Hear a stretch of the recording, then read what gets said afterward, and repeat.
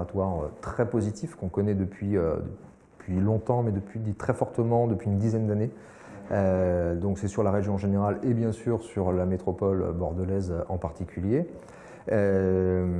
Et évidemment le fait que Bordeaux est systématiquement classé parmi les villes les plus agréables à vivre et également les villes parmi lesquelles il vaut le mieux investir. Parce que c'est vrai qu'on a la chance d'avoir des prix qui sont quand même restés relativement contenus par rapport à d'autres métropoles régionales, avec par contre une qualité de vie et une qualité urbaine qui est reconnue de tous aujourd'hui, notamment évidemment avec le classement l'UNESCO, entre autres, etc. Et bien sûr tous les grands chantiers de la ville de Bordeaux. On va retrouver donc sur les grosses zones de développement, on va avoir le quartier Euratlantique, donc le quartier de la gare très élargi, hein, parce que ça va bien sûr jusqu'à la rive droite, avec la création du nouveau pont, du futur pont Jean-Jacques Bosc, comme on l'a connu effectivement sur les bassins à flot, avec également la création d'un nouveau pont.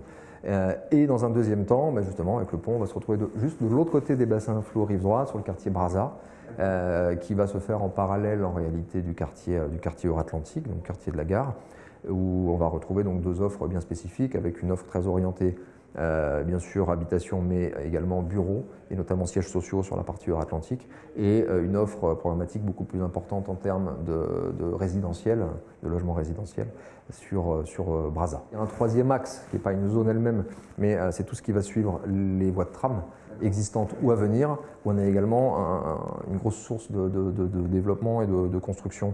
Donc aujourd'hui, le but de la ville de Bordeaux, plus exactement de la métropole, c'est la ville millionnaire. Donc voilà, donc Bordeaux 2030, ville millionnaire. Aujourd'hui, voilà où politiquement, où veut aller Bordeaux, et économiquement. Les grands logements qui vont plutôt aller au secondo tertio excédent, qui sont déjà propriétaires souvent dans le cadre d'une revente, on trouve beaucoup donc sur Bordeaux même.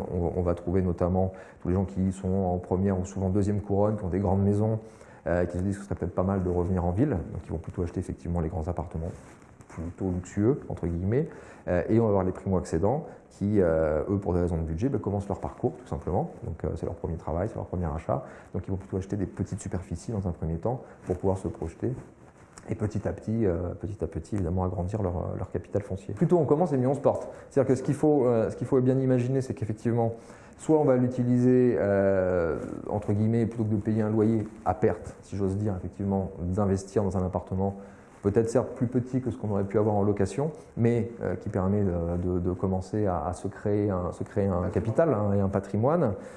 Ou bien on peut également avoir une autre logique qui est de se dire aujourd'hui je ne suis pas encore fixé, il est possible que je bouge, je vais peut-être déménager, ma carrière n'est pas encore, débute à peine, donc je ne suis pas en position de m'acheter une résidence principale parce que je vais peut-être bouger dans 1 an, dans 3 ans, donc j'investis. Et de faire un effort d'épargne, plutôt que de le mettre de côté sur un compte en banque où on sait aujourd'hui qu'il ne rapporte rien, pourquoi pas acheter un petit appartement qu'on va mettre en location et que l'on pourra soit conserver lorsqu'on achètera sa résidence principale, soit revendre pour l'utiliser en apport lorsqu'on passera le pas. Donc aujourd'hui, clairement, plus on est, je prêche pour ma paroisse, mais plus on commence tôt et plus on va se créer un patrimoine à terme. Aujourd'hui, c'est le moment ou jamais. Je ne dis pas que l'argent est gratuit, mais pas loin. D'ailleurs, pour certaines banques, il l'est. Donc effectivement, on peut avoir des taux particulièrement intéressants. Donc ça permet du coup d'emprunter sur des durées plus longues et d'avoir un effort d'épargne mensuel très bas, et donc de commencer à investir très rapidement. En général, sur une même période dans l'année, on va avoir effectivement le début d'année où, entre guillemets, tout est au vert, donc il va être relativement facile d'obtenir.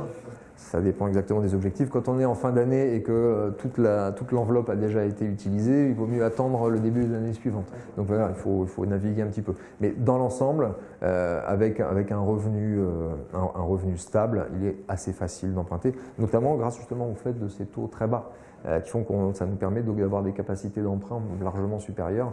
Là, on pouvait acheter peut-être un studio il y a 5 ans. Maintenant, le même acquéreur va pouvoir se payer un T2 parce qu'il va pouvoir emprunter sur 5 ou 10 ans de plus sans se faire trop mal grâce à la hauteur, la faiblesse plutôt de ces taux.